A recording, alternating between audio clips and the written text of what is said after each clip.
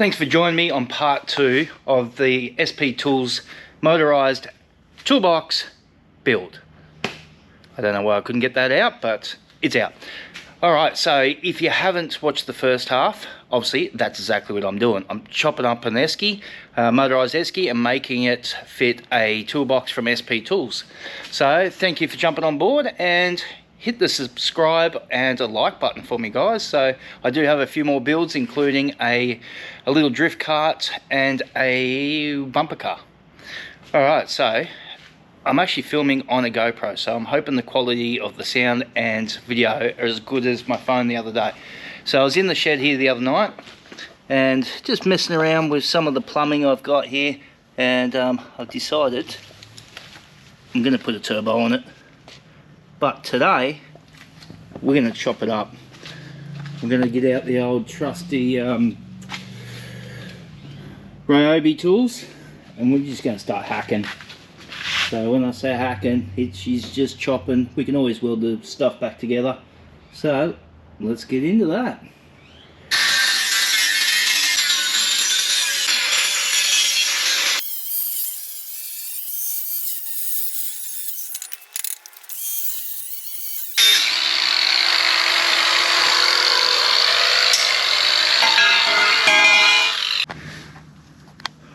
This has got heaps more room now, but so yeah, now I'm just gonna cut the chassis and then try and just extend it with that bar.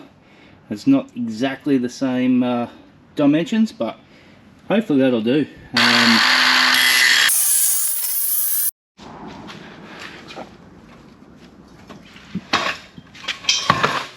And that's how you do it.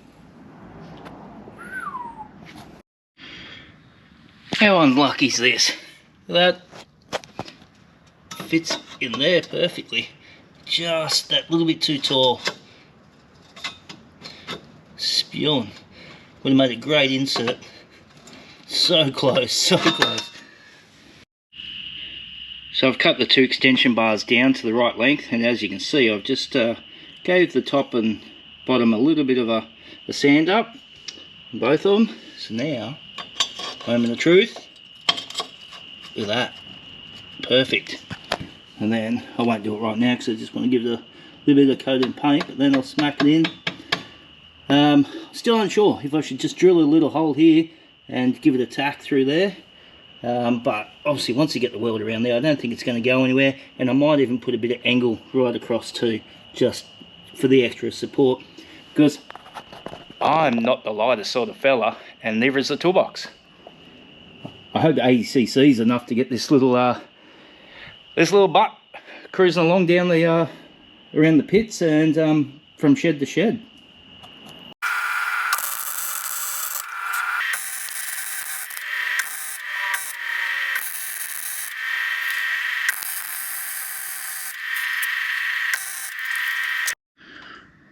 Alright, so everyone says they're a bloody great welder. Well, I'm average. So I'm not going to trust my welding, even though I do have it inserted in both ends. I still would prefer to put a bit of angle over that, so it's definitely more sturdy. So I said, there's going to be, I don't know what the toolbox weighs, but I'm 110, so he's going to have some weight. He's going to struggle, and that's why I went for the 80cc. But that's where we're up to tonight. It's getting a little bit late. Can't be having the grinder and stuff running too late at night, so that will do me for tonight, and we will see you tomorrow. Alright, so after filming yesterday, I am sitting here just pondering, trying to work out what to do. So I've come up with this idea instead. So like I was going to just get a bit of right angle and go over the top just to brace it. I thought, well, I've got to put the the toolbox on top here, and it's not finishing right to the end, so you know, with the weight on it, obviously it's going to bend the bottom. So the leftover tube I did have from the chassis extension, that fits in there sweet. So that's the plan. I'm going to weld them in now, and then we are so close on mounting the toolbox in there. So happy days, let me get welding.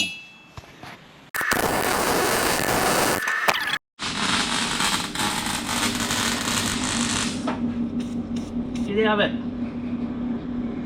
What are you doing? Get out of it. I'm just cleaning it for you. You burnt me once, I've got no hairs left. Just keep going, you wuss. Out. Go away. Hurry up. Max, come and get him. Tell me if he's going to spray me. He's already set me alight. Get out of here, sussy backup! Come on.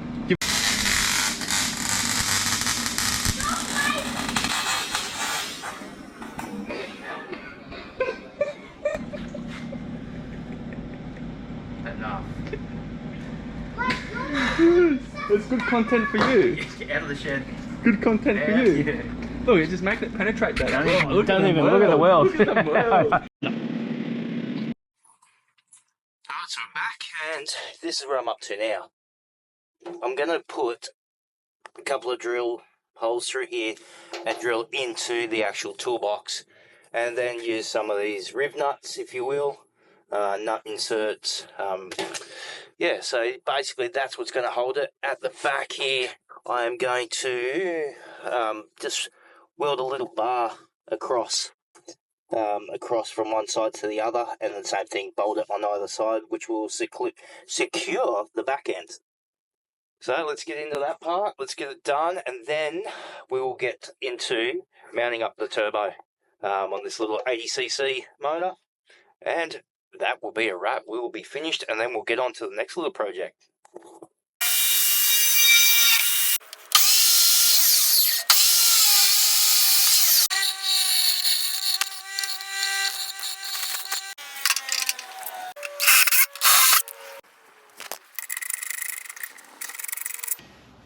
And that's how easy it is. So what I've decided to riv nut in the frame here, and then that way I can just bolt this in and out, and this will stop the back of the toolbox from sliding around. And then the riv nuts at the front, I think that would be enough. I'm not going off-road and doing anything silly that I know of, so I reckon we'll give that a trial. If not, I'll drill this way and put some riv nuts in the back of the box. I just think the less holes I drill in the box, the better.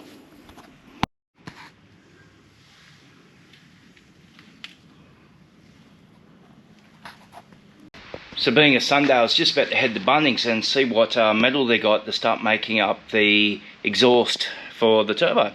And you wouldn't believe it, the bar that we chopped off from around the old esky is the exact same diameter I need, and it's already bent exactly how I need it. So I'm just going to tack him in there, or weld him on there I should say, straight up, and do the same to the turbo.